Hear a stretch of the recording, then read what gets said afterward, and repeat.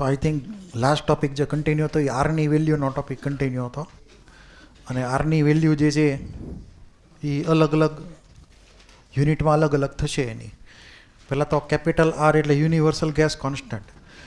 કોઈ પણ ગેસ હોય એની માટે આ વેલ્યુ ફિક્સ રાખવાની. કન્ડિશન કે આઈડિયલ ગેસ હોવો જોઈએ. અને આપણે ડિફોલ્ટ બધા ગેસને આઈડિયલ માનવાના જ છે, ખરેખર હોય કે ન હોય. કેપિટલ આરની વેલ્યુ જે છે એ લગભગ ઓલમોસ્ટ દરેક ઇક્વેશન તમે જે ભણશો ફિઝિકલ કેમેસ્ટ્રીમાં એમાં ક્યાંક ને ક્યાંક તમને આવતી જ હશે. અને એ આરની વેલ્યુના યુનિટ અલગ અલગ છે એ પ્રમાણે. એટલે તમને ઓપ્શન્સ ABCDમાં જે પ્રમાણે યુનિટ આપેલો એ પ્રમાણે તમારે વેલ્યુ મૂકીને ન્યુમેરિકલ ગણવાનો થાય. એટલે આરની વેલ્યુ બધી ખાસ યાદ રાખવાની. આમાં ઘણી બધી લખેલી છે પણ આપણે એટલી બધી કામની નથી, બરાબર. આપણે જે કામની છે એની જ વાત કરશું, જે વેલ્યુ ખરેખર યાદ રાખવાની છે એ રીતે.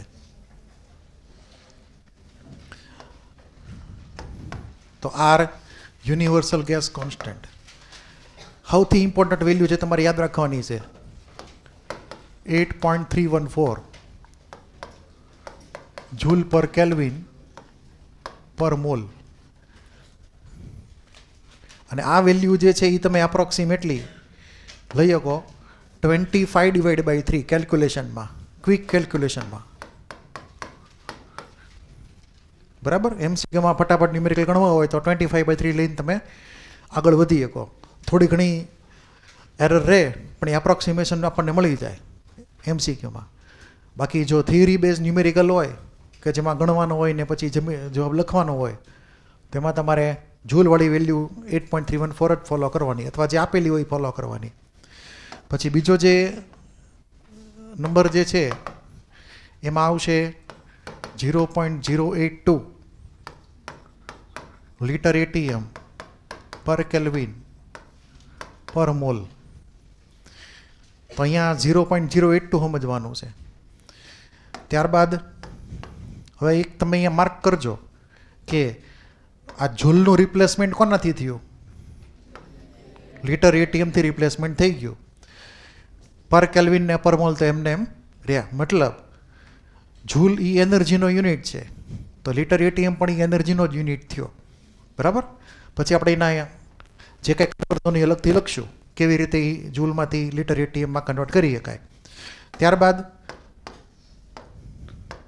એની પછીનો જે વેલ્યુ જે છે આર 0.083 આવશે. 2 ની બદલે 3 લેવાનું. લીટર બાર પર કેલ્વિન પર મોલ. તો અહીંયા ATMને બદલે પ્રેશર જે છે એ બારમાં લખવામાં આવ્યું. તો આગળનો નંબર છે માઇનોર ચેન્જ થયો, 82માંથી 83. હવે આ જે નંબર જે છે એ તમારે એપ્રોક્સિમેટલી 1/12 લઈ શકો. કેલ્સીમાં ચેક કરી લેજો. 1/12 જે છે એ એપ્રોક્સિમેટલી આની નજીક આવશે ક્યાંક. થોડું ઘણું આગું પાછું રહેશે પણ કેલ્ક્યુલેશનમાં હાલી જાય MCQમાં. એની પછી જે વેલ્યુ જે છે 1.97 કેલરી પર કેલ્વિન પર મોલ. એમાં યુનિટ આવ્યો કેલરી અને વેલ્યુ થઈ ગઈ 1.97. આ 1.97ની વેલ્યુને આપણે એપ્રોક્સિમેટલી 2 લઈ લેવાની ન્યુમેરિકલમાં, બરાબર. ન્યુમેરિકલ પર્પઝ પરથી આપણે એને 1.97 ને 2 તરીકે લેવાનું રહે. આ 4 મેઇન વેલ્યુ છે, બરાબર. આ 4 મેઇન વેલ્યુ મોટા ભાગે બધી જગ્યાએ વપરાય છે.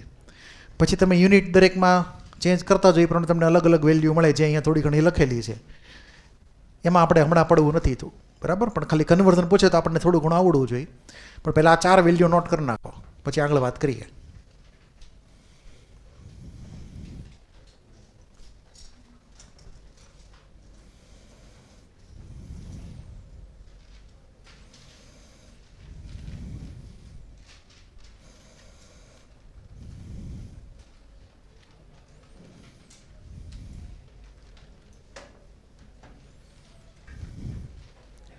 લખાઈ ગયું? તો આ નંબર યાદ રાખવાના. 0.082 અથવા 0.083 ને 1/12 લેવાનું અને આને 2 લેવાનું. ઉપર 25/3.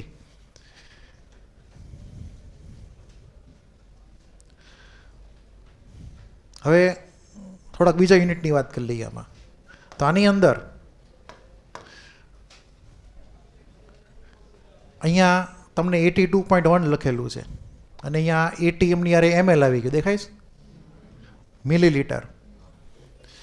તો અહીંયા જે લીટર હતો એ કન્વર્ટ થઈ ગયો એમએલમાં, તો 10³ આવે ને.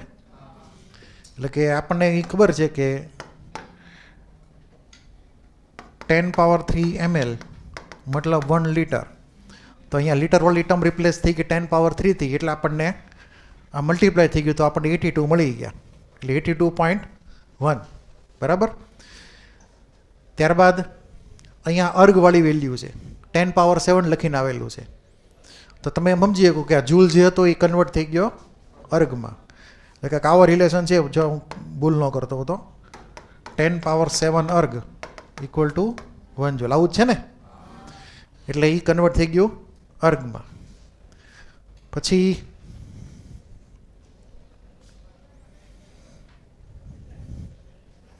આ તો વાત થઈ ગઈ કેલરીવાળી, અને જૂલવાળી પણ વાત થઈ ગઈ, ને આ લીટર બારની વાત કરી દઈએ. હવે અહીંયા છે ને સાઈડમાં રિલેશન નોટ કરી નાખો, જૂલ એટીએમ અને એ પ્રમાણેના રિલેશન સાઈડમાં નોટ કરી નાખો. પહેલાં અહીંયા હું લખું છું આમાં કે 1 લીટર એટીએમ, અથવા એમ કરો ને અલગ ક્વેશ્ચન જ લખો, મારે જરૂર પડશે બહુ જગ્યાએ, એટલે લખો અલગ ક્વેશ્ચન એની માટે. Write different units of energy. Write different units of energy, ઉર્જાના અલગ અલગ એકમો લખો.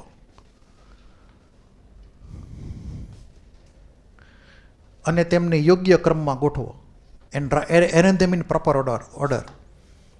And arrange them in proper order. તેમને યોગ્ય ક્રમમાં ગોઠવો.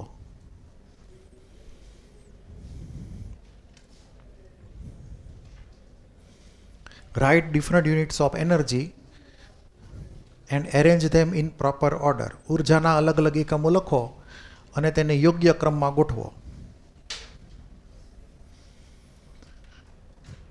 તમારે આ ચેપ્ટર 2 જે હતું એટોમિક સ્ટ્રક્ચર, એમાં થોડું ઘણું તમને ખ્યાલ હશે, બરાબર. તો આપણે ત્યાંથી સ્ટાર્ટ કરીએ. એ પ્રમાણે ડાયરેક્શન કોઈ પણ સિલેક્ટ કરી શકાય, મિનિમમથી મેક્સિમમ કે મેક્સિમમથી મિનિમમ જઈ શકાય.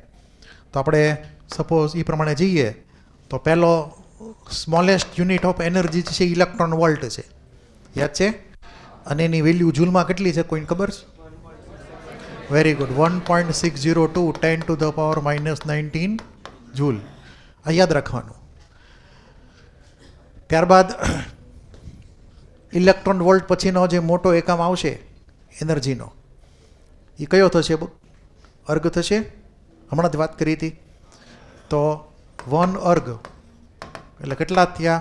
10⁻⁻7 જૂલ, બરાબર. સાચું છે ને? અર્ગની પછી આગળ તમે જાઓ તો સીધો જૂલ જ પોતે આવે. તો 1 જૂલ ઇક્વલ ટુ 1 જૂલ. તો અહીંયા થઈ ગયું 1 જૂલ. જૂલ કરતાં મોટો એકમ બને કેલરી. તો એની વેલ્યુ 4.184 જૂલ છે. એને એપ્રોક્સિમેટલી ક્યારેક 4.2 લખવામાં આવે છે.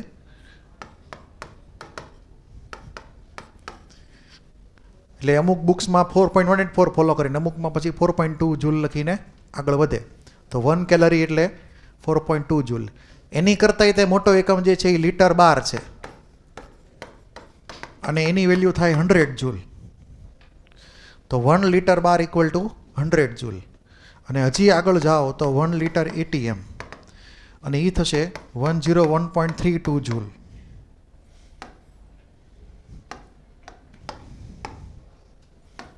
તો આવી રીતે આપણે 1 ઇલેક્ટ્રોન વોલ્ટમાંથી 1 અર્ગમાં ગયા, 1 અર્ગમાંથી 1 જૂલ, 1 કેલરી, 1 લીટર બાર ને 1 એટીએમ, 1 લીટર એટીએમ. તો જેમ જેમ નીચે ઉતરતા ગયા એમ વેલ્યુ એટલે કે મેગ્નિટ્યુડ ઇન્ક્રીઝ થતો ગયો, અથવા વેલ્યુ લાર્જર યુનિટ બનતો ગયો. એમ કે યુનિટ લાર્જર બનતો ગયો.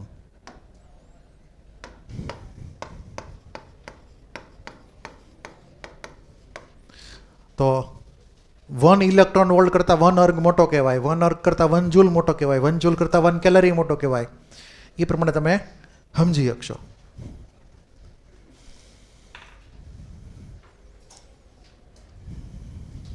એટલે તમે હવે ક્લિક થઈ ગયું છે તમને કે લીટર બારની બદલે જૂલની એન્ટ્રી કરવી હોય તો અહીંયા કેટલા લખવાના? 10 પાવર કેટલા લખવા પડે? 10 પાવર 2 જૂલ લખવું પડે એટલે આપણને ઉપરનો નંબર મળે. કેમ કે આપણે તો 3 સુધી જ લખેલું છે, આગળ પછી 1 4 આવતા હશે, બરાબર? અને લીટર એટીએમની એ પ્રમાણે કન્વર્ટ કરીએ કાંઈ જૂલમાં આ રિલેશનને આધારે. એટલે આપણે આ બધા રિલેશન જે છે એ યાદ રાખવાને એનો વારે ઘડીએ ઉપયોગ થવાનો છે, ભૂલવાનું નથી. હવે એના મિનિંગની વાત કરી લઈએ. મેં તમને છેલ્લી ઓલી વાત કરી હતી કે ઓલા બટેટા બાફવાના હતા, ખબર? ખુલ્લી તપેલીમાં ને કુકરમાં 2 અલગ અલગ કેસ મેં તમને કીધા હતા. અને એની ઉપરથી આરની વેલ્યુ તમે સમજી શકશો. તો એની ઉપર છેલ્લી વાત કરી લઈ આરની વેલ્યુ માટે, એનું લોજિકની. તો કેવી રીતે એનો યુનિટ ઇન્ડિકેટ થશે એ પ્રમાણે.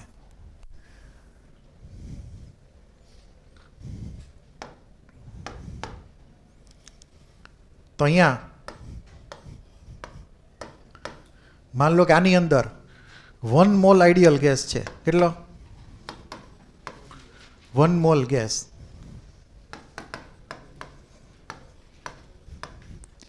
અને એનું ટેમ્પરેચર માની લો કે T કેલ્વિન છે. સપોઝ 1 મોલ આઈડિયલ ગેસ, એનું ટેમ્પરેચર T કેલ્વિન છે. મારે એને હીટ સપ્લાય કરવી છે.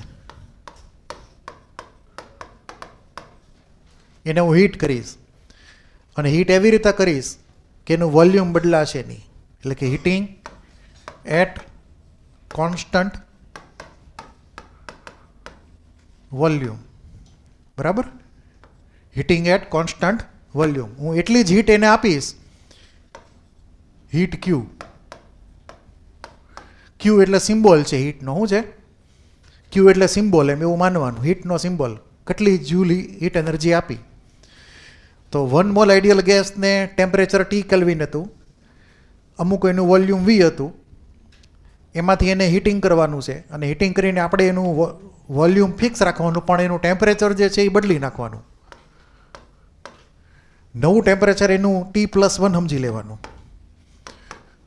1 મોલ આઈડિયલ ગેસ, એનું ટેમ્પરેચર T+1. એકલું પહેલાં T હતું, હવે T કેટલું થઈ ગયું? T+1 kelvin. કેટલું વધ્યું? 1 કેલ્વિન જેટલું ટેમ્પરેચર વધ્યું. એની માટે હીટ જે સપ્લાય કરી એને હું QV કહી દઉં. શું કહી દઉં? QV. એટલે કે heat supplied at constant pressure, એવું નામ પાડીએ આપણે, QV. Q એટલે હીટનો સિમ્બોલ, V એટલે વોલ્યુમ કોન્સ્ટન્ટ. તો આપણે એવું સમજશું કે heat supplied at constant volume. Heat supplied at constant V. Volume constant રાખીને આપણે હીટ એટલી સપ્લાય કરી કે જેથી કરીને ટેમ્પરેચર કેટલું વધ્યું? 1 કેલ્વિન વધ્યું. કેટલા ગેસનું? તો કે 1 મોલ આઈડિયલ ગેસનું. ક્લિયર? ત્યારબાદ બીજો એક્સપેરિમેન્ટ કર્યો. એમાંય તે આ શરૂઆતનું વોલ્યુમ એને ફરી વાર લીધું, સેમ વોલ્યુમ. એમાંય તે અગાઉની જેમ જ તે 1 મોલ આઈડિયલ ગેસ ભર્યો.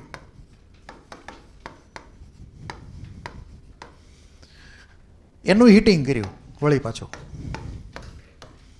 પણ એ હીટિંગ હવે એવી રીતે કર્યું કે જેથી કરીને આપણે જે હીટ સપ્લાય કરશું, બરાબર, જે ગરમ કરશું આને, એનાથી અંદરનું ટેમ્પરેચર તો વધશે જ, તે હારે હારે વોલ્યુમે વધશે,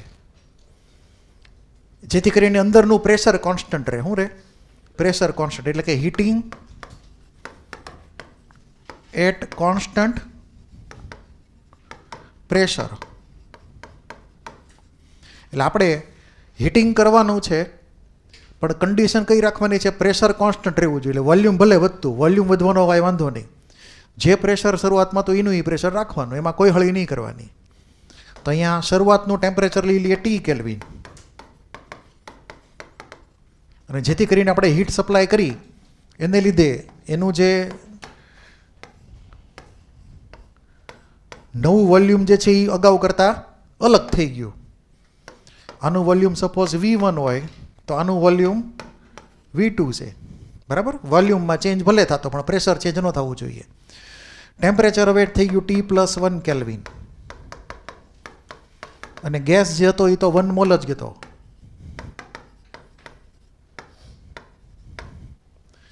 હવે અહીંયા જે હીટ સપ્લાય કરી એ કોન્સ્ટન્ટ પ્રેશરે હીટ સપ્લાય કરી, એટલે કે ખુલ્લી તપેલી જેવું. કોના જેવું? ખુલ્લી તપેલીમાં આપણે કેમ બટેટા બાફીએ એવી રીતે. અને અહીંયા ઓલા પ્રેશર કુકર જેવું કે વોલ્યુમ કોન્સ્ટન્ટ રહેવું જોઈએ. બરાબર, ગેસ કેમાં ઓછો વપરાય? ફર્સ્ટમાં કે સેકન્ડમાં? કુકરમાં ગેસ ઓછો વપરાય કે ખુલ્લી તપેલીમાં? બરાબર, ફર્સ્ટમાં આપણે બંધ પાત્ર છે, કુકર જેવું છે કે હીટ સપ્લાય કરશું, જે ગેસ વાપરશું એ ઓછો વપરાશે અને હીટિંગ ફટાફટ થશે.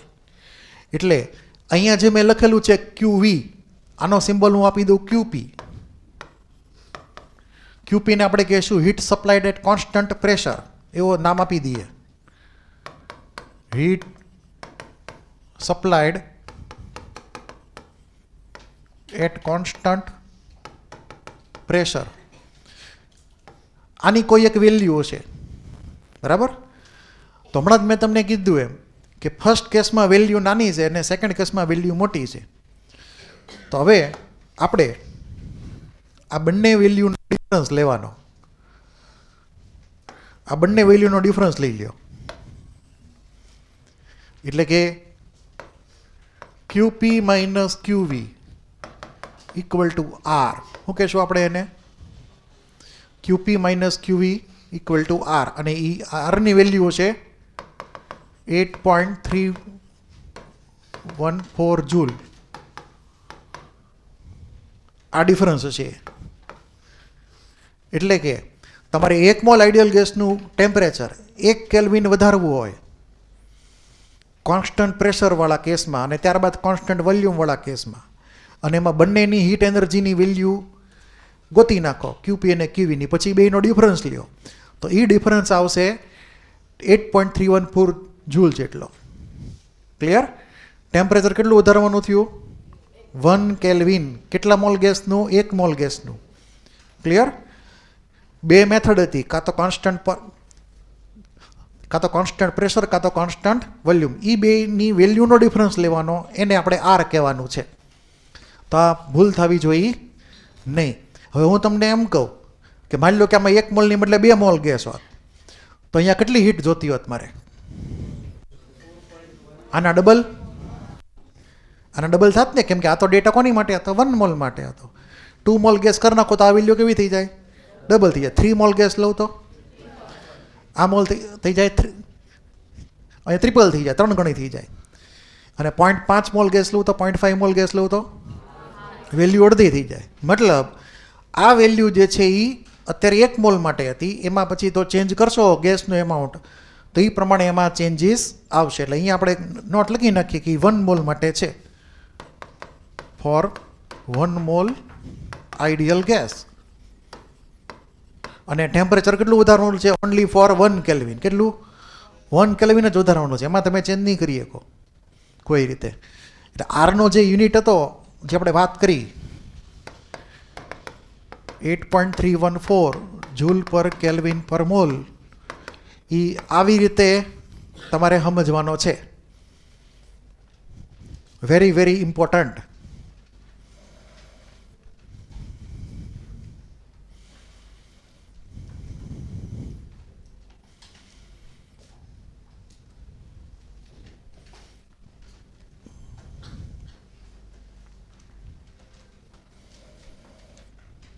કોઈને કાંઈ ડાઉટ? લખાઈ ગયું?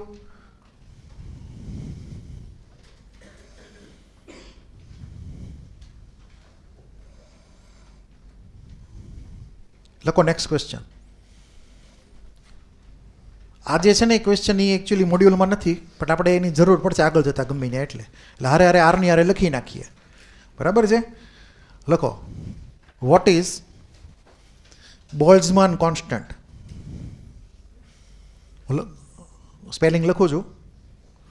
Vote is Boltzmann constant.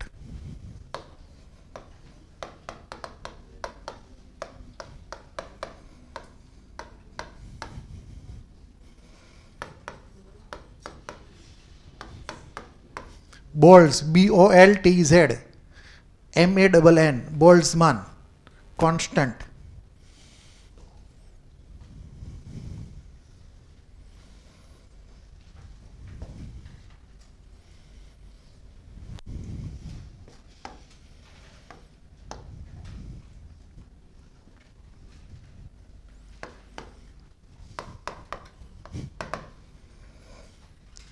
હવે જો આપણે જે હમણાં કેપિટલ R લખ્યો હતો એ 1 મોલ આઈડિયલ ગેસ માટે હતો.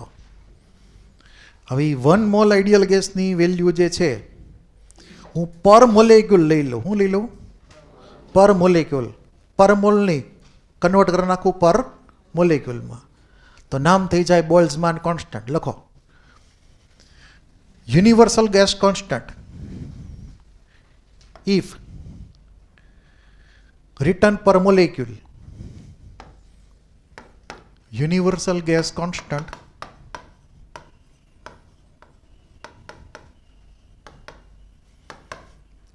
if written per molecule,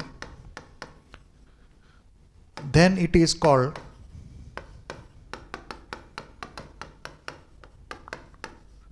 Boltzmann constant.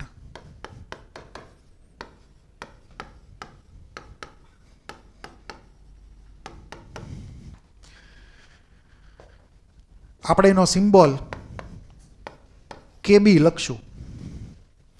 અને કે જે છે એ ખરેખર કે નથી, કાપ્પા બોલાય છે. શું બોલાય છે? કાપ્પા. ગ્રીક લેટર છે, પણ કાપ્પા બોલવું ન ફાવે તો કે બોલશો તો હાલશે તમ તારે. બરાબર? એટલે આપણે ખરેખર કાપ્પા કહેવાય, પણ આપણે કે જ બોલવાનું છે. બી એટલે KB એટલે બોલ્ટ્ઝમાન. એટલે યાદ રાખ્યા કે જે છે ઓલો બોલ્ટ્ઝમાન વાળો છે, કે આગળ ઘણા બધા કે આવવાના આસપાસ અલગ અલગ ટાઈપના. એટલે આપણે KB સિમ્પલી બોલ્ટ્ઝમાન કોન્સ્ટન્ટ અથવા કાપ્પા એમ પણ કહી શકીએ. તો અહીંયા મેં તમને શું કીધું કે યુનિવર્સલ ગેસ કોન્સ્ટન્ટ રિટર્ન પર મોલેક્યુલ, તો કેપિટલ R જે હતો એને ડિવાઈડ કરવો પડશે તમારે એવોગેડ્રો નંબરથી. કોનાથી? એવોગેડ્રો નંબરથી. ક્લિયર? એટલે આપણને જે વેલ્યુ મળશે એ થશે બોલ્ટ્ઝમાન કોન્સ્ટન્ટની વેલ્યુ. હવે જો એવોગેડ્રો નંબર કોની માટે છે? એટલે નંબર ઓફ મોલેક્યુલ છે ને 1 મોલની અંદર, તો ઉપર હતો પર મોલ ને નીચે હતો નંબર ઓફ મોલેક્યુલ્સ. તો આપણે યુનિટ ખાલી ચેક કરીએ. Unit, just look at the units. તો આનો યુનિટ હતો જૂલ પર કેલ્વિન પર મોલ. એવોગેડ્રો નંબરનો યુનિટ છે મોલેક્યુલ પર મોલ. તો પર મોલ કેન્સલ, છેલ્લે વધ્યું હું? જૂલ પર કેલ્વિન પર મોલેક્યુલ. ક્લિયર? એટલે આજે થઈ ગયો કાપ્પા R ડિવાઈડ બાય NA.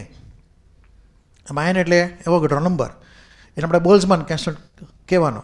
હવે ખાલી વેલ્યુની વાત કરી લઈએ તો તમને આરની વેલ્યુ તો આપણે જૂલમાં લેવાની પહેલાં સપોઝ. તો જૂલમાં લઈએ વેલ્યુ, તો એની કેટલી થાય છે? 8.314 ને. તમે ડિવાઈડ કરો ઓલાને અને 8.314 ને એવોગેડ્રો નંબરથી. 6.022 10 પાવર શું હતું? કરો વર્કઆઉટ. આ 10 પાવર 23 ઉપર થઈ જશે. અને જો તે 1.38 આવશે, ચેક કરો કેલ્સીમાં. આ 8.314 ડિવાઈડ બાય 6.022 એ 1.38 જેવું આવે છે. અને 10 ને ઉપર લઈ જાય તો 10 પાવર -23 થઈ જશે. ચેક કરો. આવી ગયું 1.38 ઇન્ટુ 10 પાવર -23 એવું કંઈ આવ્યું? તો that is the value of Boltzmann constant. સાઈડમાં નોટ કરી લેજો.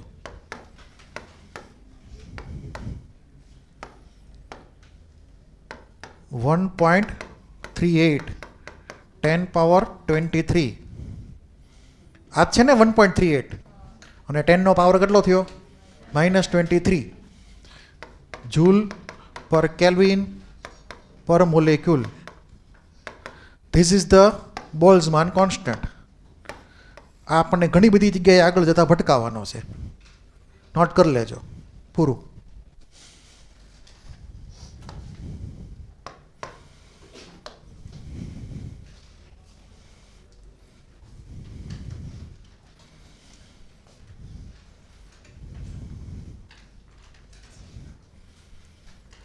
તો યાદ રહ્યું ને, બોલ્ઝમાન કોન્સ્ટન્ટ એટલે શું થયું? યુનિવર્સલ ગેસ કોન્સ્ટન્ટ પર મોલેક્યુલ થઈ ગયો. બરાબર છે? એટલું ક્લિયર? લખો નેક્સ્ટ ક્વેશ્ચન. હજી એ તે what is called characteristic gas constant? What is called characteristic gas constant? Characteristic gas constant એટલે કે લાક્ષણિક વાયુ અચળાંક એટલે શું? લાક્ષણિક વાયુ અચળાંક એટલે શું?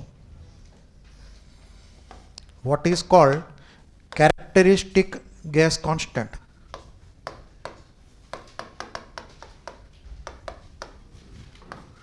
Characteristic gas constant. ગુજરાતીમાં કહીએ તો લાક્ષણિક વાયુ અચળાંક એટલે શું? કેરેક્ટરિસ્ટિક મતલબ લાક્ષણિક, વાયુ અચળાંક.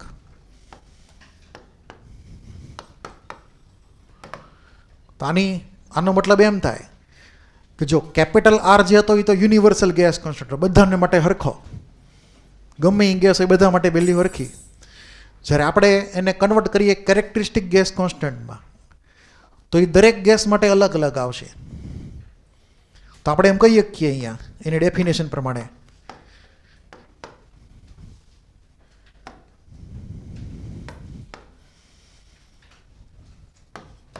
if universal gas constant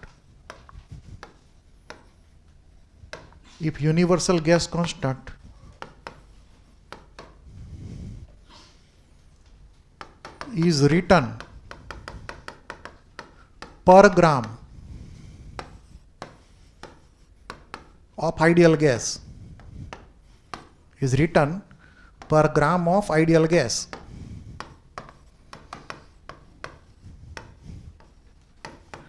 then it is called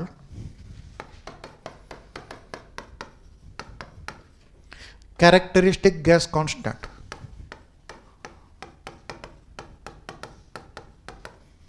Characteristic gas constant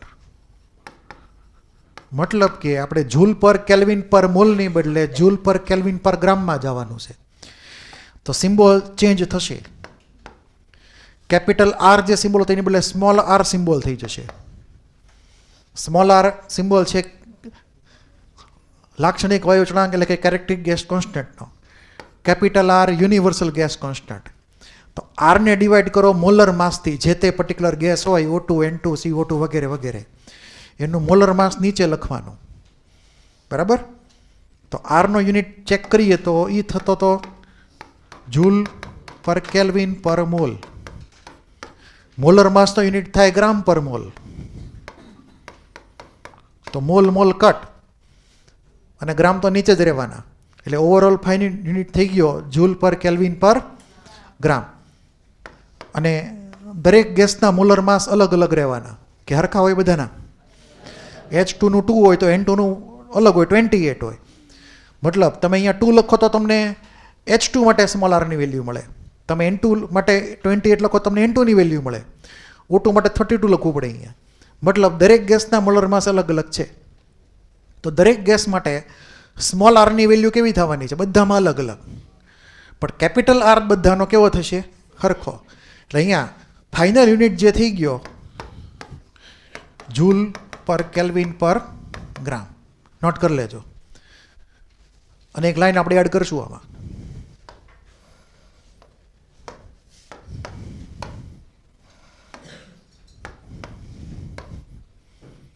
એક લાઈન એડ કરી દેજો આમાં.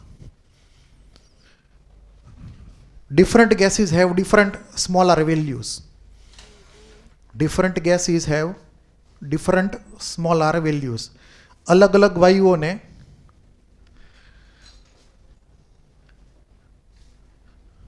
અલગ અલગ લાક્ષણિક વાયુ અચળાંક હોય છે.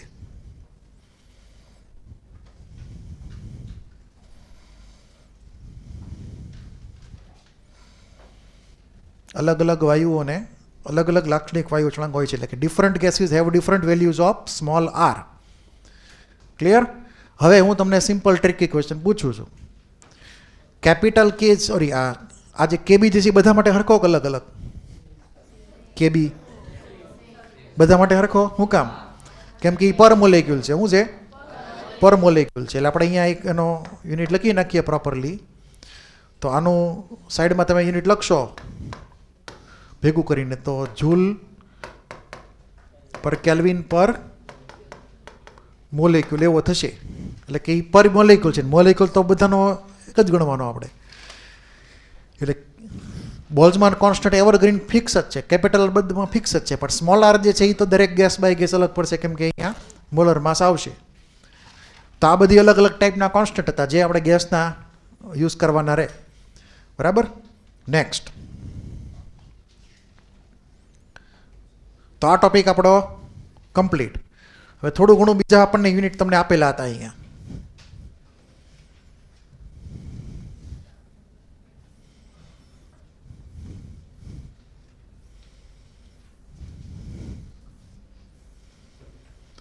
આ બધી થોડીક વેલ્યુ આપેલી છે, ડાઇન ને બધું એકવાર નજર ફેરવી લેજો. બરાબર? મેં તમને લખાવેલું છે કે 12 એટલે કેટલા પાસ્કલ ને એવું બધું. આ ટ્રાય કરજો એ પ્રમાણે. આ બધા યુનિટ તમને ક્લિયર થાય. એમ ન થાય તો મને કહેજો તમે તારે. ક્લિયર? કેમ કે અહીંયા પાસ્કલ એટલે આપણે યુનિટ લાવી દઈએ પ્રેશર માટે, તો આપણને એ પ્રમાણે આરની વેલ્યુ મળશે. એટલે કે આ બધી જ વેલ્યુ જે છે આરની, એ વર્કઆઉટ કેવી રીતે થઈ હશે, ખાલી સિમ્પલ આઈડિયા કે આ બધી આરની વેલ્યુ અલગ અલગ કેવી રીતે આવી. તો આપણી આગળ જે ઓલું ઇક્વેશન જે હતું ને પીવી એનઆરટી, એને થોડુંક હેરાફેરી કરી નાખીએ તો આપણને આવો એક રિલેશન મળે, R equal to PV divide by NT. આમાં એન ડિફોલ્ટ મોલ જ છે ને ટી ડિફોલ્ટ કેલ્વિન છે. જે હેરાફેરી કરવાની છે ક્યાં હેરાફેરી કરવાની છે? પ્રેશર ને વોલ્યુમમાં. ક્લિયર? વોલ્યુમમાં અલગ અલગ યુનિટ્સ આવે આપણી આગળ, cm cube, metre cube, litre વગેરે, એમ મિલીલીટર. પ્રેશરના અલગ અલગ યુનિટ આવે, બાર, એટીએમ, એમએમએચજી, ટોર વગેરે વગેરે. તમે કયા યુનિટ સિલેક્ટ કરો છો એ પણ તમને આરની વેલ્યુ મળે. બરાબર? આપણે એકાદ બેની વેલ્યુ વાત કરી લઈએ. સપોઝ હું પ્રેશર જે છે પ્રેશર લખું પાસ્કલમાં. કેમાં લખું? પાસ્કલમાં. બરાબર? ગેસ લઈ લઉં ડિફોલ્ટ 1 મોલ. કેટલો? ડિફોલ્ટ 1 મોલ ગેસ લઈ લઉં. અને આપણે એસટીપી કન્ડિશન રાખી દઈએ. એસટીપી કન્ડિશન, કેમ કે એસટીપી કન્ડિશન યાદ છે ને તમને? ઓલ્ડ કન્ડિશન કઈ હતી? 180 એમ પ્રેશર ને 0 ડિગ્રી સેલ્સિયસ ટેમ્પરેચર. તો એ વખતે વોલ્યુમ જે થાય કેટલું થાય? 22.4 લીટર. એટલે આપણે એ પ્રમાણે અહીંયા ડેટા એન્ટ્રી કરવાની. એટલે આ બધી જ વેલ્યુ જે છે આરની આપણે એટ એસટીપી વર્કઆઉટ કરેલી છે. પણ તમે કન્ડિશન ગમે એ રાખો, કેપિટલ આર તો ફિક્સ જ રહેવાનો છે. એટલે આપણે તો પર્ટિક્યુલર એક કન્ડિશન સિલેક્ટ કરીએ એસટીપી, પણ એનાથી આરની વેલ્યુમાં કોઈ ચેન્જ નહીં થાય. તમે બીજી કોઈ કન્ડિશન લેશો તોય તે. તો આપણે માની લો કે લઈ લઈએ 180 એમ, અથવા માની લો કે એ પ્રમાણે લઈએ તો 180 એમ જે છે એને મારે પાસ્કલમાં લખવું હોય તો પહેલાં 12માં કન્વર્ટ કરવું પડે. આ યાદ છે ને?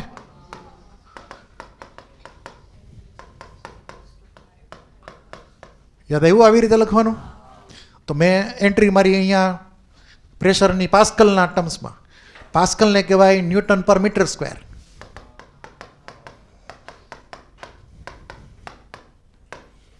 પછી વોલ્યુમ જે છે આપણે લઈએ માની લો કે મીટર ક્યુબમાં. કેમાં લઈએ? મીટર ક્યુબમાં. તો વોલ્યુમ 1 એટીએમ પ્રેશર હોય એ વખતે 1 મોલ એડિલેશનું વોલ્યુમ થાય 22.4 લીટર. એટલે કે વોલ્યુમની વેલ્યુ જે છે થશે 22.4 લીટર. લીટરને કન્વર્ટ કરો મીટર ક્યુબમાં તો શું આવશે?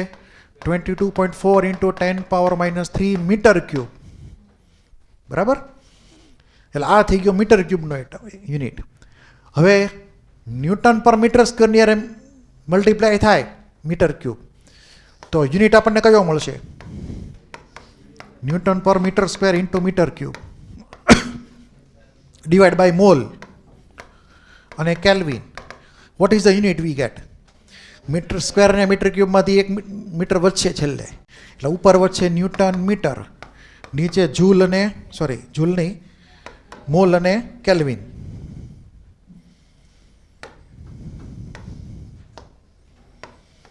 અથવા કેલ્વિન ને મોલ. ન્યૂટન મીટર મતલબ શું થાય?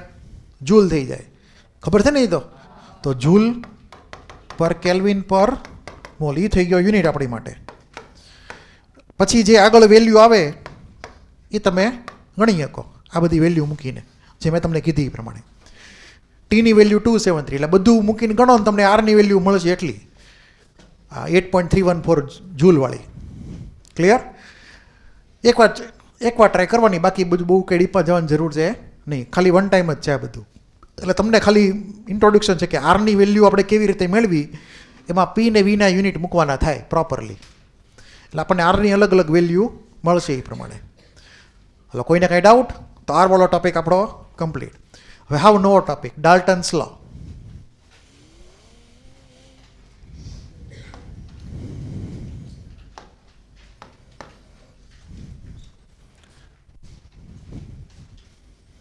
તો ડાલ્ટનનો લો જે છે ને એ આપણે એપ્લાય કરવાનો છે ગેસ મિક્સચર માટે. કોની માટે? ગેસનું મિક્સચર હોય એની માટે એપ્લિકેબલ છે.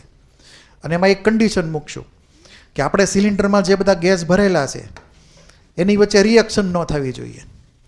માની લો કે આ એક સિલિન્ડર છે, એમાં હું અલગ અલગ ગેસ લઉં, N2, H2 ને O2, તો મારે એઝ્યુમ કરવું પડે કે આની વચ્ચે કોઈ રિએક્શન થતી નથી. બરાબર છે? રિએક્શન ન થતી હોય એવા જ સંજોગોમાં આ ડાલ્ટનનો રૂલ જે છે એપ્લિકેબલ છે. હવે એનો સિમ્પલ મિનિંગ આપણે શું સમજીએ? માની લો કે ટીમનો ટોટલ હોય ક્રિકેટમાં, માની લો કે 50 ઓવરમાં 250 રન થયા, 250, તો દરેક પ્લેયરના એમાં કોન્ટ્રીબ્યુશન હશે કે નહીં હોય? કે ભાઈ રોહિતના આટલા, કોહલીના આટલા, જયસ્વાલના આટલા, દરેકનું કોન્ટ્રીબ્યુશન હોય કે ન હોય? બરાબર? તો આખી ટીમનો ટોટલ છેલ્લે મળે, એડ કરો બધાને, એટલે એમાં દરેક પ્લેયરનું કોન્ટ્રીબ્યુશન અલગ અલગ હોય. એક પ્લેયરનું કોન્ટ્રીબ્યુશન બીજા પ્લેયરના કોન્ટ્રીબ્યુશનથી અફેક્ટ થાય નહીં. ક્લિયર? બધા ઇન્ડિપેન્ડન્ટ એકબીજાથી. તેવું અહીંયા છે. અહીંયા 3 ગેસ છે. એ 3 ગેસ જે છે આપણે જે પ્રમાણે લીધેલા હોય, જેટલા મોલ લીધેલા હોય એ પ્રમાણે એ લોકો પોતપોતાનું કોન્ટ્રીબ્યુશન આપે પ્રેશરની વેલ્યુમાં, ટોટલ પ્રેશરની અંદર. આ સિલિન્ડરનું ટોટલ પ્રેશર એટલે કે ટીમનો ટોટલ 3 પ્લેયરને લીધે છે, એટલે કે 3 ગેસને લીધે છે. એક H2નું કોન્ટ્રીબ્યુશન, પછી N2નું કોન્ટ્રીબ્યુશન અને O2નું કોન્ટ્રીબ્યુશન. એ ત્રણેયનું એકબીજાથી ઇન્ડિપેન્ડન્ટ. એ લોકો એકબીજાને રિએક્શન કરતા નથી, એટલે એમનું પ્રેશર જે હશે કે એનું કોન્ટ્રીબ્યુશન એ ફિક્સ જ રહેવાનું છે. એટલે કે અહીંયા આ 3 ગેસ જે છે એના કોન્ટ્રીબ્યુશનને આપણે નામ પાડશું પાર્શિયલ પ્રેશર, એવું નામ પાડશું. શું પાડશું? Partial pressure. આખા સિલિન્ડરનું પ્રેશરને P ટોટલ કહી દઈએ. શું કહી દઈએ? P ટોટલ, આખા સિલિન્ડરના પ્રેશરને. બરાબર? અને આ 3 ગેસને હું સિમ્બોલિકલી ABC કહી દઉં, ગેસ A, ગેસ B ને ગેસ C. તો ગેસ એનું કોન્ટ્રીબ્યુશન પ્રેશરની અંદર એને લખાય PA, આવી રીતે એ નીચે લખવાનો. પછી ગેસ B એનું કોન્ટ્રીબ્યુશન આખા ટીમના ટોટલમાં એને લખાય PB, અને ત્યારબાદ ગેસ Cનું કોન્ટ્રીબ્યુશન ટીમના ટોટલમાં એને લખાય PC. અહીંયા આપણે કેપિટલ P યુઝ કરશું, અહીંયા આપણે સ્મોલ p યુઝ કરશું, કદાચ ડિફરન્સ થોડો ક્લિયર થાય એટલે. તો આ જે વેલ્યુ થઈ P ટોટલ, આખા સિલિન્ડરનું ટોટલ પ્રેશર, એ આ 3 ગેસના દરેકના પોતપોતાના કોન્ટ્રીબ્યુશનના એડિશન બરાબર થાય, સરવાળા બરાબર થાય. આ દરેકને આપણે કહેશું partial pressure. Partial pressure of gas A.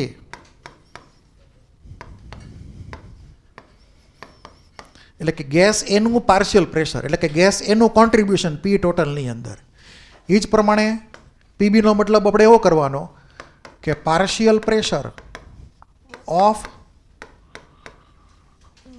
Gas બી, એટલે કે ગેસ બીનું કોન્ટ્રીબ્યુશન પી ટોટલની અંદર, એને કહેવાય પાર્શિયલ પ્રેશર ઓફ ગેસ બી. અને સિમિલરલી પીસીનો મતલબ છે partial pressure of gas C.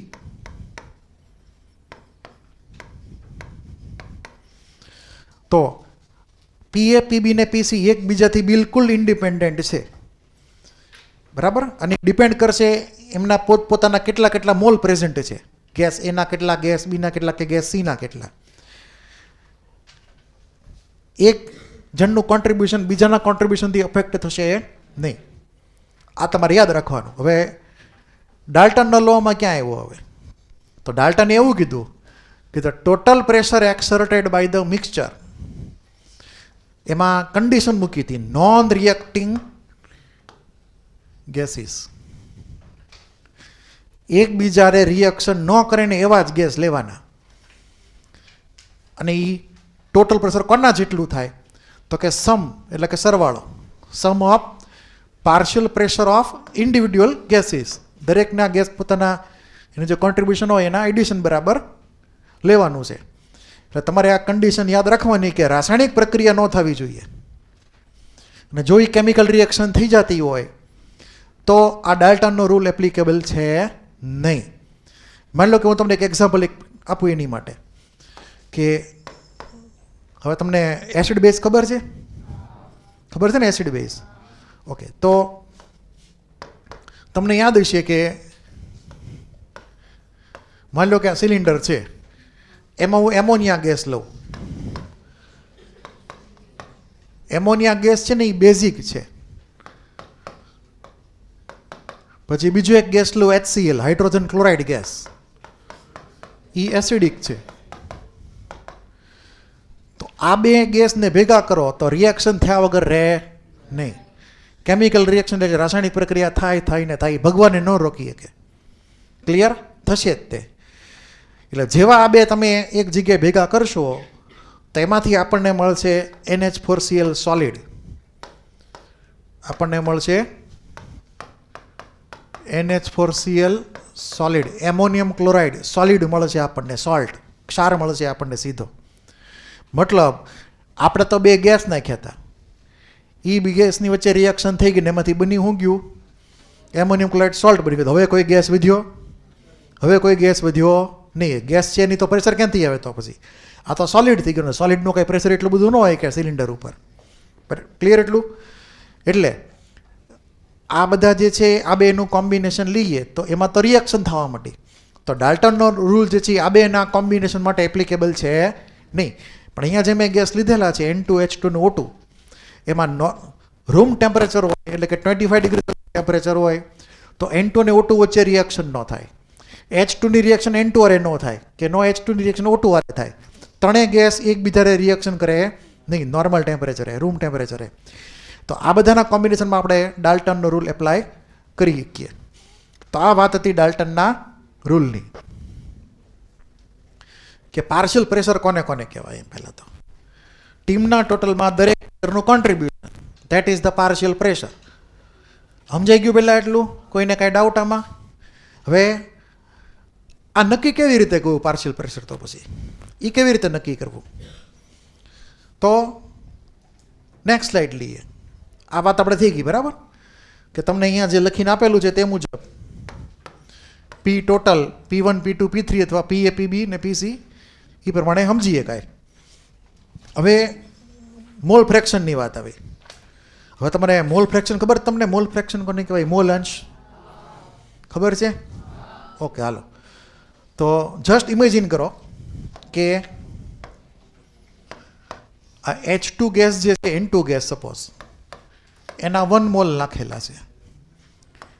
H2 ના સપોઝ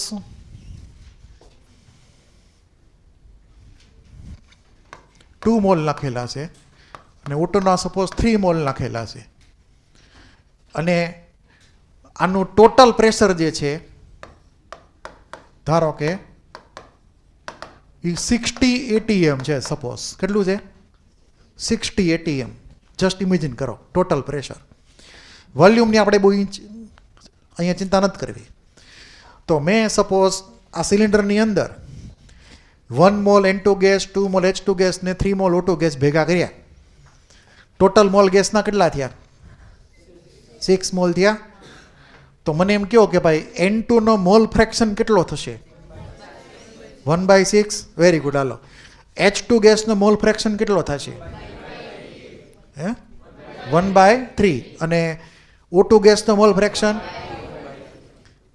1/2. ક્લિયર બધાને? તો આ જે વેલ્યુ જે લખેલી છે PA, PB ને PC, એ વેલ્યુનો આધાર કોની ઉપર હશે? કોણ કેટલું કોન્ટ્રીબ્યુશન આપશે? જેના મોલ વધારે એનું કોન્ટ્રીબ્યુશન વધારે P ટોટલની વેલ્યુમાં. જે વધારે ઓવર રમે એ વધારે રન કરે, તો ટીમના ટોટલમાં એના રન વધારે બોલતા હોય. ક્લિયર? તો માની લો કે એના 3 મોલ છે, 3 મોલ છે ટોટલ, તો એનું કોન્ટ્રીબ્યુશન બાકીના 2 કરતાં વધારે હશે આખી ટીમના ટોટલમાં. તો આપણે એ ગણવાનું છે. તો ડાલ્ટન રૂલને થોડોક આગળ એક્સટેન્ડ કરીએ અને આ દરેકની વેલ્યુને વર્કઆઉટ કરીએ. તો ડાલ્ટનનો રૂલ એવો કહે છે કે આ બધી જે વેલ્યુ જે છે એ નક્કી કેવી રીતે કરવાની? તો કે આપણે એ રૂલ યાદ રાખવાનો પહેલાં તો, કે પાર્શિયલ પ્રેશર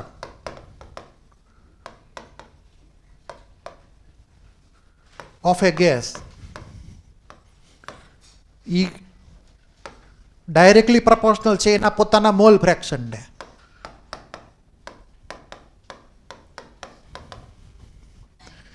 એટલે કે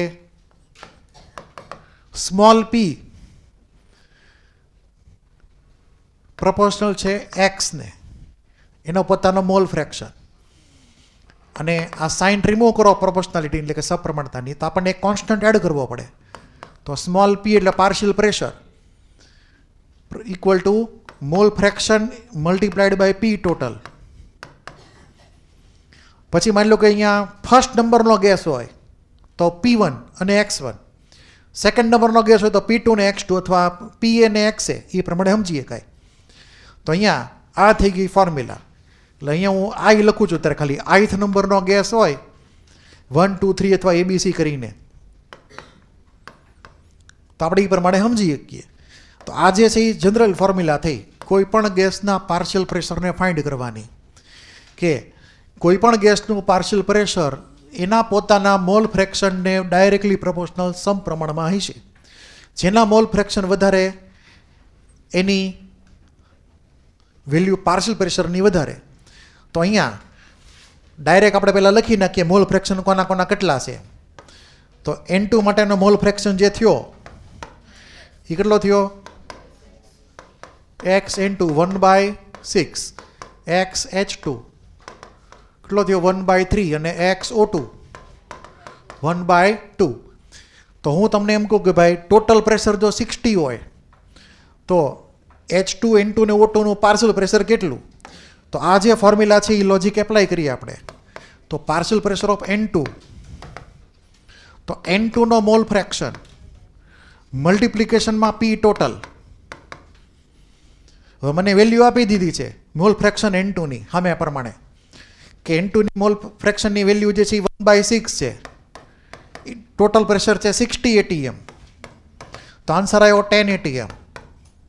એટલે ટીમનો ટોટલ 60 છે, એમાંથી 10 કોન્ટ્રીબ્યુશન કોણે આપ્યું? N2 વાળાએ આપ્યું. પછી H2 નું પાર્શિયલ પ્રેશર એ પ્રમાણે, એનો પોતાનો mole fraction into P total.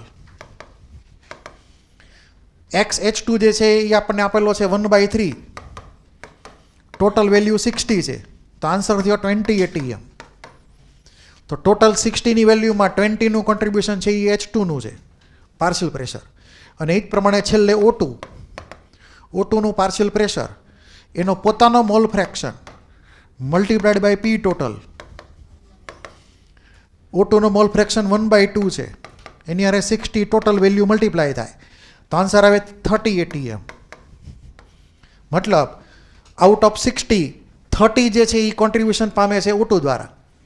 આ ત્રણેયને એડ કરો 10 + 20 + 30 આપણને મળી જશે આ પી ટોટલ. તો 10 + 20 + 30 gives us 60 એટલે કે ટોટલ પ્રેશર થઈ ગયું આ. બરાબર છે. તો એક નાનો એવો સિમ્પલ ન્યુમેરિકલ થઈ ગયો હારે હારે. તો આ રિલેશન તમારે ખાસ યાદ રાખવાનો છે, ભૂલવાનો નથી. બરાબર. આનો ભરપૂર ઉપયોગ આગળ જતા આવવાનો છે, ભરપૂર ઉપયોગ. આપણે તો અત્યારે એમને એમ સ્વીકારી લીધું કે ભાઈ આવી રીતે છે, મોલ ફ્રેક્શન સીધો કહી દીધો, પણ એનું નાનું એવું ડેરિવેશન તમને અહીંયા આપેલું છે મોડ્યુલમાં, એ આપણે સમજી લઈએ એકવાર. પેલા આમાં કોઈને કંઈ ડાઉટ? પાર્શિયલ પ્રેશર કોને પ્રપોર્શનલ હશે? એના પોતાના મોલ ફ્રેક્શન. એવી કેવી રીતે આવ્યું એની વાત કરી લઈએ. તો તમને અહીંયા જો દરેક ગેસ કેવો છે? આઈડિયલ ગેસ છે. 3 gas, gas 1, gas 2, gas 3, gas A, gas B ને ગેસ C, 3 કેવા છે? આઈડિયલ ગેસ છે. તો આપણે સેપરેટલી અહીંયા 3 ગેસને આઈડિયલ ગેસ ઇક્વેશન એપ્લાય કરી શકીએ. તો એ પ્રમાણે આ ફર્સ્ટ રિલેશન, આ સેકન્ડ રિલેશન ને અહીંયા થર્ડ રિલેશન આવ્યો આપણી આગળ. ક્લિયર? એમાં N1 એટલે N1, N2, N3 શું સમજવાના? એના પોતપોતાના મોલ સમજવાના. વોલ્યુમ તો બધા માટે આવે કે એક માટે આવે? બોલો. વોલ્યુમ સિલિન્ડરનું એ બધા માટે કોમન હોય કે પછી દરેકનું અલગ અલગ હોય? કોમન હોય ને. જે વોલ્યુમ સિલિન્ડરનું હશે એ જ વોલ્યુમ અહીંયા બધા ગેસનું થશે. બરાબર.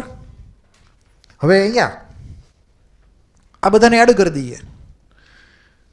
એટલે બધાને એડ કરો તો P total P1 + P2 + P3 value મૂકી દઈએ તો આ કોમન નીકળી જાય. N1, N2 ને N3 કોમન નીકળે, RT/V આપણને લગતી મળે. હવે આ P ટોટલની વેલ્યુ જે છે, બરાબર, એ નીચે ડિવિઝનમાં લખો P1 ની આરે. જો આ P1 / P ટોટલ લખ્યું. તમને P1 આપેલું હતું, P1 ની વેલ્યુ કેટલી હતી? N1 RT/V આવી વેલ્યુ હતી P1 ની. આને ડિવાઈડ કરીએ P ટોટલથી તો P1 / P total. P total તો આપણને મળેલો જ છે, તો આપણને આ રિલેશન મળશે. RT/V કેન્સલ, વધ્યું છેલ્લે આ. અને જો તમને યાદ હોય તો આ મોલ ફ્રેક્શન છે. શું છે? એક રીતે જોઈએ તો આ મોલ ફ્રેક્શન જ આવી ગયું આપણી આગળ. બરાબર. નીચે total mall N1 + N2 + N3, ઉપર એના પોતાના મોલ, તો આપણને મળે મોલ ફ્રેક્શન X1. એ જ પ્રમાણે બાકીના બે સમજીએ કાંઈ. તો આ થઈ ગઈ formula. P1 = X1 P total, P2 = X2 P total ને P3 = X3 P ટોટલ. આ સિમ્પલ ડેરિવેશન હતું જે તમને આ લખીને આપેલું છે. બરાબર. હવે અહીંયા ઇંગ્લિશવાળામાં થોડુંક કરેક્શન તો ન કહેવાય, પણ ઇંગ્લિશવાળા જો આ મોડ્યુલમાં તમને આ લાઈન આપેલી છે, પણ આ કટકો તમને નીચે આપ્યો છે. જો થોડોક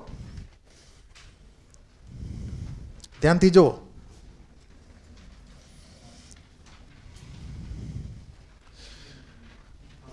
અહીંયા સિમ્બોલમાં થોડો ઘણો મિસ્ટેક રહી ગયેલો છે. અહીંયા PA આવે. PA is the partial pressure of the gas A, then PA = percentage volume.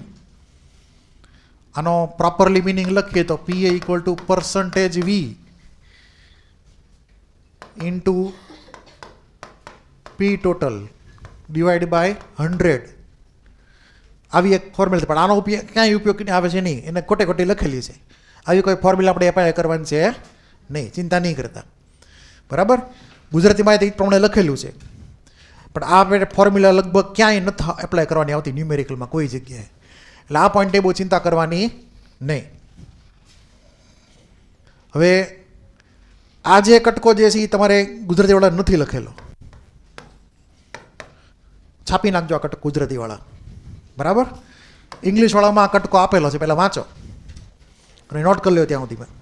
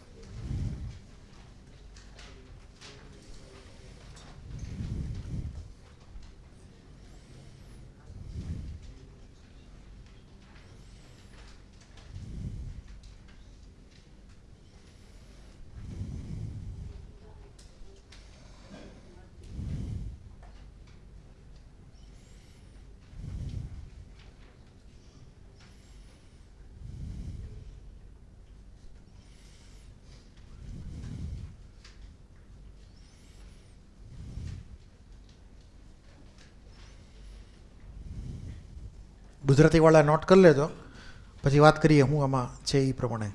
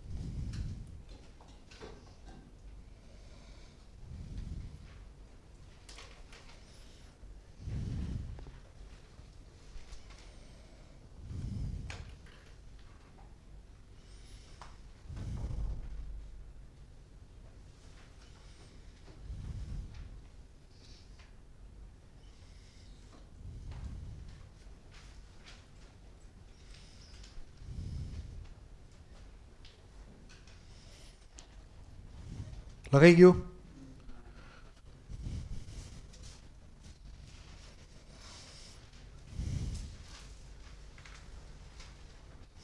તો અહીંયા પહેલી લાઈન લખેલી છે કે gases are collected over water and therefore they are moist. એટલે કે બધા ગેસને છે ને એ પાણી ઉપર ભેગા કરવામાં આવે એટલે એ લોકો ભેજવાળા હોય છે, એવું એમ એ લોકો કહે છે અહીંયા. હવે કેવી રીતે એ થાય થોડી ઘણી આપણે એની એરેન્જમેન્ટ જોઈ લઈએ, બેઝિક એરેન્જમેન્ટ કેવી રીતની હશે, ખાલી બેઝિક આઈડિયા માટે. બોડી પર નથી જવું આપણે આમાં, બરાબર? કેવો ફોટો હોય છે.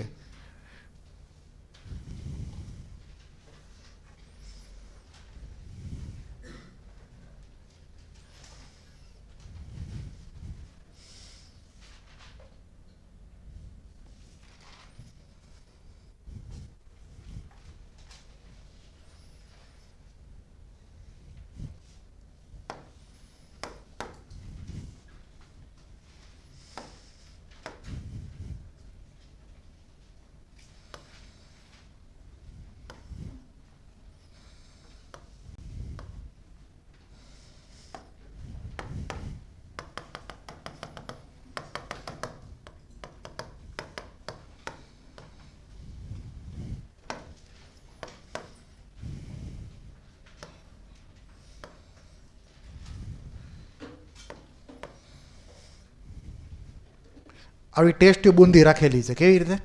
ટેસ્ટ ટ્યુબ જોયેલી છે ને, કાચની આવે, આવી રીતે ઊંધી રાખેલી છે. અહીંયાથી ખુલ્લું છો, પાછું ઉપરથી બંધ છે. આમાં લો કે વોટર છે આખે આખું,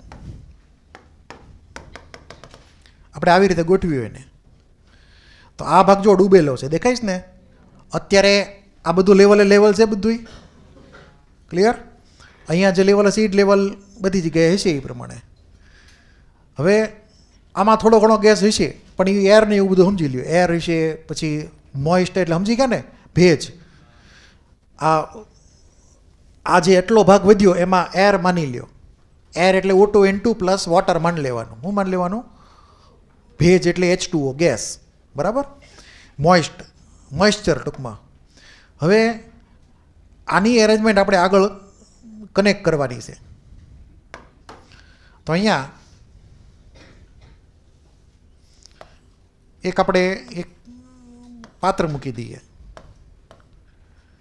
બરાબર? આ ઉપરથી અહીંયા બધું બંધ કરેલું છે, આ બધું બંધ કરેલું છે. અહીંયાથી આપણે એક કનેક્શન આપેલું છે એમ. અહીંયાથી બે ટ્યુબ બહાર નીકળે છે.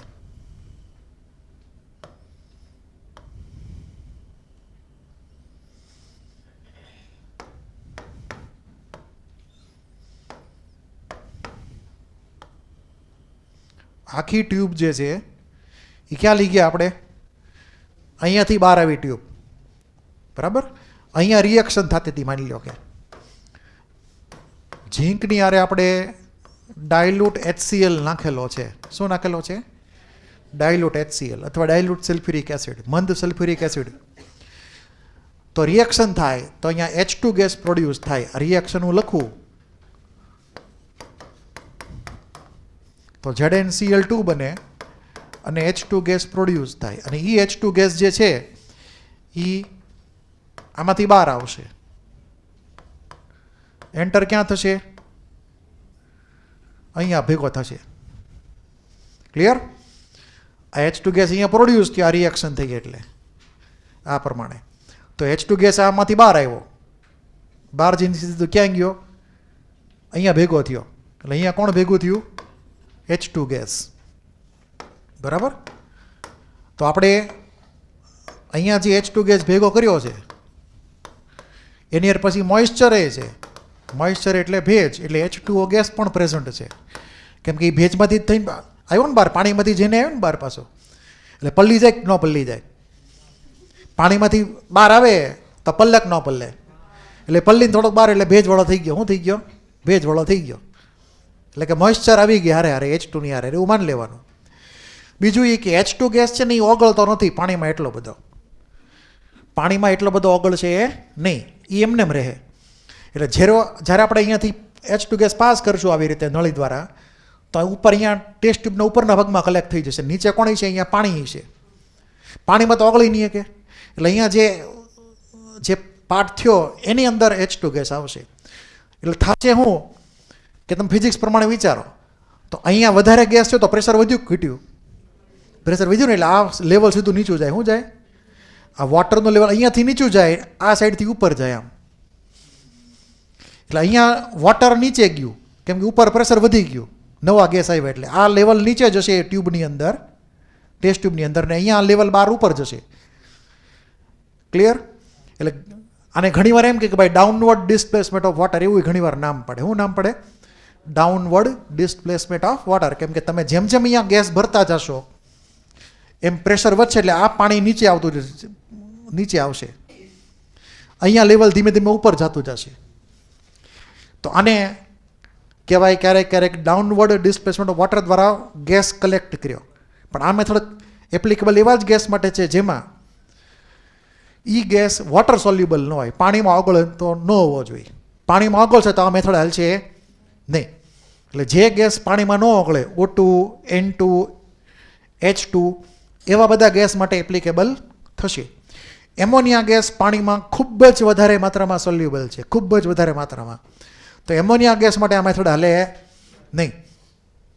તો આજે લખેલું છે કે gases are generally collected over water and therefore they are moist. એ તમને આ ફિગર દ્વારા ક્લિયર થશે. હવે આજે અહીંયા જે પ્રેશર આવ્યું એ પ્રેશરમાં પહેલાંથી અમુક પ્રેશર માપેલું જ હતું આપણે, ખ્યાલ છે ને? એ તો કે ભાઈ O2 હતો, N2 હતો ને હારે થોડીક મોઇશ્ચર હતી. એને માઇનસ કરવી પડે. શું કરવી પડે? માઇનસ કરવું પડે. તો માની લો કે આની અંદર સ્ટાર્ટિંગ પ્રેશર જે હતું, કેટલું? સ્ટાર્ટિંગ પ્રેશર કે જેમાં O2 આવી ગયો, N2 આવી ગયો ને વોટર આવી ગયું, મોઇશ્ચરે આવી ગયું, એની વેલ્યુ દર્શાવાય P એક્વિયસ ટેન્શન દ્વારા. કોના દ્વારા દર્શાવાય? Aqueous tension. એને કહેવાય ગુજરાતીમાં જલીય તાણ. શું કહેવાય એને? જલીય તાણ, એક્વિયસ ટેન્શન. એટલે કે આવી રીતે ટેસ્ટ ટ્યુબની અંદર જે અહીંયા મોઇશ્ચર બનેલી હોય એની મોઇશ્ચરથી જે પ્રેશર આવે એને એક્વિયસ ટેન્શન ગણવાનું છે. ક્લિયર? અને માની લો કે એની શરૂઆતની વેલ્યુ હતી સપોઝ 25 mmHg, સપોઝ માની લ્યો. એ પહેલાંથી પ્રેઝન્ટ જ હતું. પછી જ્યારે આપણે નવો અહીંયા H2 ગેસ બનાવીને આમાં પાસ કર્યો ત્યારે માની લો કે નવું પ્રેશર થઈ ગયું 70. કેટલું થઈ ગયું? 70 mmHg. એટલે કે 25માંથી કેટલું થઈ ગયું? 70 થઈ ગયું. તો આ ઇન્ક્રીઝ ઓફ પ્રેશરથી કોને લીધે થયો? કયા ગેસના હોવાથી થયો? H2 ના હોવાથી થયો. તો 25 તો પહેલાંથી હતું, H2 નહોતું ત્યારે તે. નવું જે આવ્યું એ કોને લીધે આવ્યું? H2 ને લીધે. તો pressure of the dry gas, કયું ગેસ? ડ્રાય ગેસ, વોટર વગરનો, મોઇશ્ચર વગરનો, એ ખરેખર કેટલું? 70 નહીં ગણવાનું, એનો ડિફરન્સ લેવો પડે. એટલે H2 ગેસનું જે પાર્શિયલ પ્રેશર જે ખરેખર થયું આમાં, આ કેસમાં, એ 70 - 25 એટલે કેટલું થશે? આ અંદાજે 45 mmHg થયું. ક્લિયર? આને કહેવાય ડ્રાય ગેસનું પ્રેશર. એટલે આપણે વોટરનું પ્રેશર જે પહેલેથી પ્રેઝન્ટ હોય એ માઇનસ કરવું જ પડે ફાઇનલ રીડિંગ અથવા ફાઇનલ વેલ્યુમાંથી. એટલે તમને ન્યુમેરિકલ આપેલા હશે આના, અને ન્યુમેરિકલમાં તમને વેલ્યુ આપેલી હોય કે ભાઈ એકવિયસ ટેન્શનની વેલ્યુ શરૂઆતમાં આટલી હતી, પછી આવી રીતે ગેસ ભેગો કર્યો તો નવું પ્રેશર માની લો કે 70 થઈ ગયું, તો એ H2 ગેસનું પ્રેશર કેટલું હોય છે?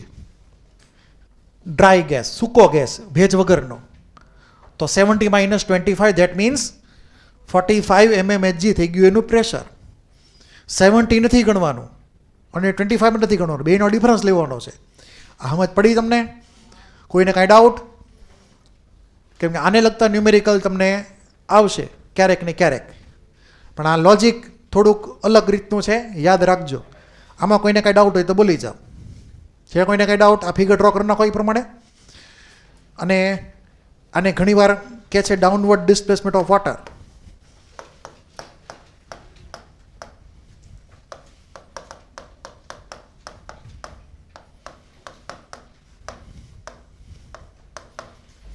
વોટર નીચે જશે આ ટ્યુબની અંદર, કેમ કે પ્રેશર વધશે એટલે નામ પડ્યું.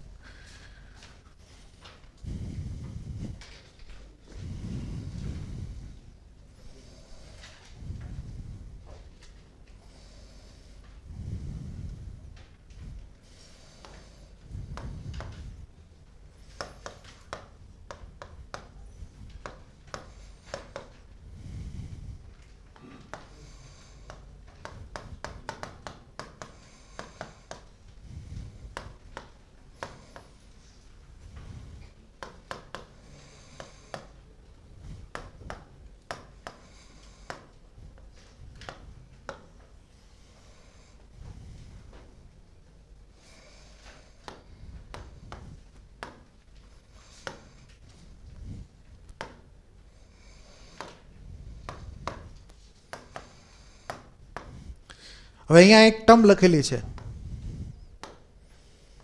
એની વાત કરી લઈએ. Saturated water vapour, pressure exerted by saturated water vapour is called aqueous tension. એ જ પ્રમાણે ગુજરાતીમાં લખેલું છે કે સંતૃપ્ત પાણીની બાષ્પ દ્વારા ક્રિયાશીલ થતા દબાણને જલીય તાણ કહે છે. આનો અત્યારે તમને પ્રોપર મિનિંગ ક્લિયર નથી થાય, પણ ઉપર થયેલું તમને વાત કરી દઉં. કોઈ એક પર્ટિક્યુલર ટેમ્પરેચરે જ્યારે એક્સપેરિમેન્ટ કર્યો હતો, એ ટેમ્પરેચરે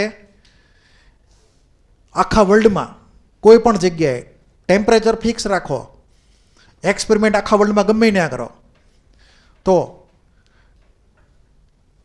વોટરની જે વેપર બને, જે બાષ્પ બને, એનાથી જે પ્રેશર ક્રિએટ થાય અંદરના ભાગમાં, એની વેલ્યુ આખા વર્લ્ડમાં ફિક્સ આવે, ફિક્સ ટેમ્પરેચરે. એટલે કે કોઈ એક ટેમ્પરેચરે ફિક્સ એમાઉન્ટની વોટર વેપર બનીને એ પ્રમાણે ફિક્સ વેપર પ્રેશર ક્રિએટ થશે, જેને આપણે નામ પાડશું એક્વિયસ ટેન્શન. અહીંયા સેચ્યુરેટેડનો મતલબ એમ, મેક્સિમમ પોસિબલ વોટર જે છે એ વેપરમાં કન્વર્ટ થયું. મેક્સિમમ પોસિબલ વોટર કેમાં કન્વર્ટ થઈ ગયું? વેપરમાં. અને એ પ્રમાણે જે પ્રેશર આવ્યું એને કહેવાય એક્વિયસ ટેન્શન. ક્લિયર? હવે તમને અહીંયા એની અલગ અલગ વેલ્યુ બધી આપેલી છે, અલગ અલગ જાતની. આવી બધી વેલ્યુ આપણે યાદ નથી રાખવાની, ખાલી જોઈને જવા દેવાની છે. ટેમ્પરેચર બદલાય, તમે જો વોટર વેપર જે બને એનું પ્રેશર અલગ અલગ થતું જાય દરેકમાં. એટલે કે જેમ ટી વધે તો પ્રેશર ઓફ વોટર વેપર વધે છે. જો ધ્યાનથી, ટેમ્પરેચર વધતું ગયું તો પ્રેશર વધતું ગયું બારની અંદર. ક્લિયર? અહીંયા આપણે સ્ટોપ કરીએ, બાકીનું બધું હવે આવતી કાલે. હોમવર્કમાં આજનું બોર્ડ વર્ક, અને તમારે આ 2 ન્યુમેરિકલ તમારે લખતા આવવાના છે. આ 2 ન્યુમેરિકલ, એક તો નિયોન, આ હજી આવશે બીજું, હજી એક આ નિયોન ડાયોક્સિજન વાળો ન્યુમેરિકલ છે. આ બંને નંબર કદાચ અલગ છે ઇંગ્લિશ ગુજરાતીમાં, અહીંયા 5.4 છે ને ઓલામાં 1 છે. ત્યારબાદ આવે ન્યુમેરિકલ, નંબર 2માં અલગ પડે છે પણ ન્યુમેરિકલ 2માં સરખા છે. આ 2 ન્યુમેરિકલ તમારે હોમવર્કમાં કરવાના છે. અને આગળનું જે લખાણ મેં તમને લખાયું, જો ક્લાસનું વર્ક, બોર્ડ વર્ક, બરાબર.